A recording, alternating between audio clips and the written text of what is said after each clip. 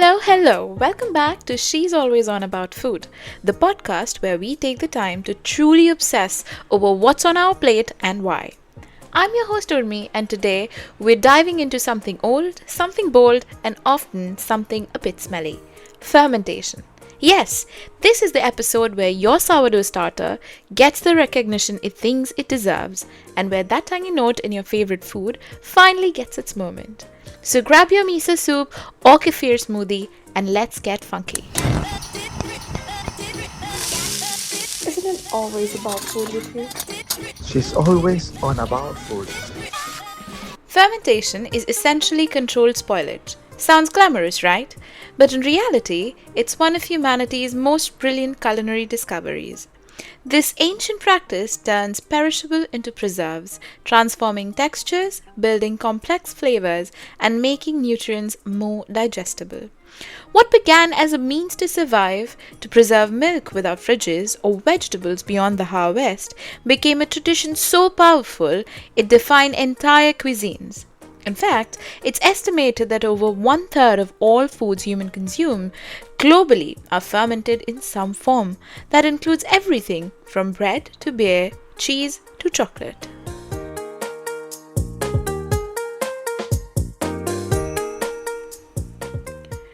Let's start our journey in Asia, where fermentation isn't a sidebar, it's the base note.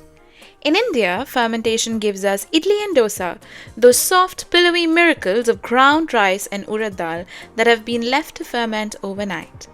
It's not just about the fluff, that sourness is essential to their identity.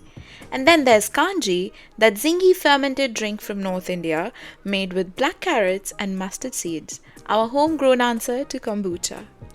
But go a little further east and you'll find panta bhat in West Bengal and pokal bhat in Odisha.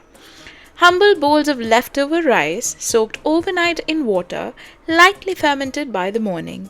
They're traditionally eaten cold, often with mustard oil, green chilies, or mashed potatoes.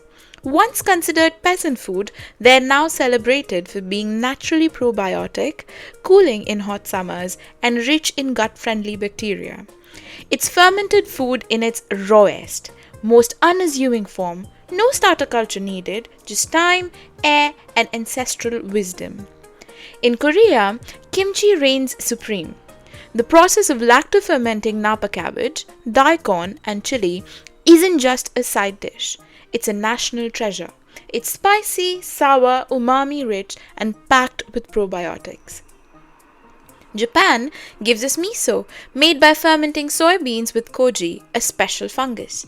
The result is a paste used in everything, from broths to glazes, intensely savory and aged like fine wine. Indonesia introduces us to tempeh, fermented soybeans bound together with rhizopus mold, creating a nutty, dense block that's rich in protein and fiber. It's a vegetarian dream that doesn't pretend to be meat. It's proudly its own thing.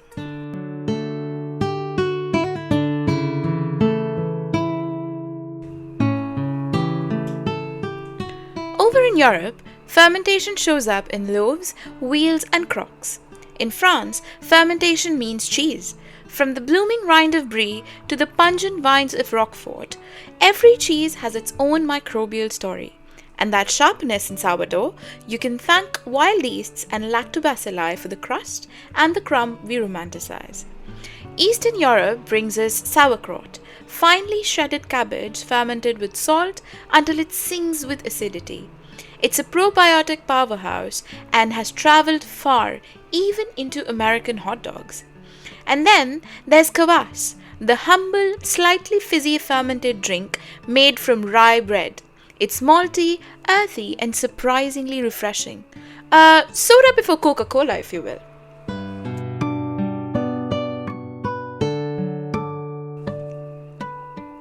In America, indigenous fermentation existed long before modern branding.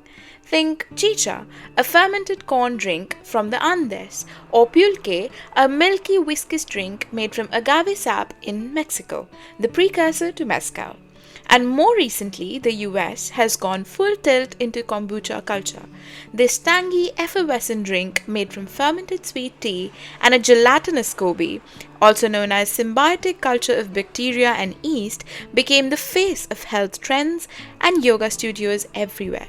And let's not ignore hot sauce. That's right. Many of the best ones, from Tabasco to artisan habanero blends, rely on fermented chilies for that deep, rounded heat.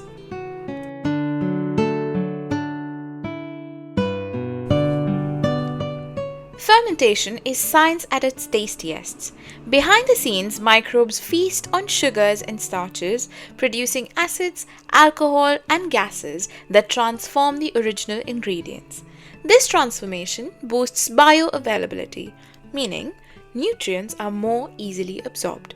It also reduces anti-nutrients, improves gut health, and adds complex flavor layers no spice rack can replicate.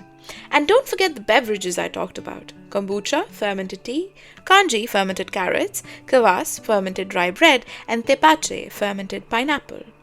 These drinks do more than refresh. They bubble with beneficial bacteria and flavor depth. I'm not sure how many of you know that even your chocolate and coffee start with a fermentation stage that develops their flavor precursors. You're not imagining that funk. It's there, it's chemical, and it's glorious.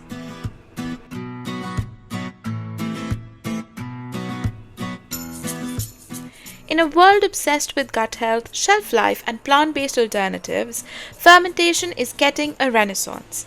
New frontiers include lab-designed postbiotics, fermented plant meats, and probiotic snacks that claim to boost immunity and mood.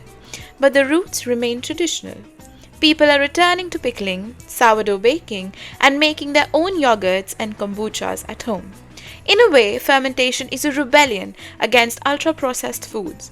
Slow, hands-on, and teeming with life. So the next time someone tells you their kitchen smells a little off, maybe it's just brilliance brewing. That's all for today's episode of She's Always On About Food. Don't forget to follow, rate, and share if you've enjoyed this deep dive into the fermented, the fabulous, and the delightfully funky. Until next time, stay bubbling.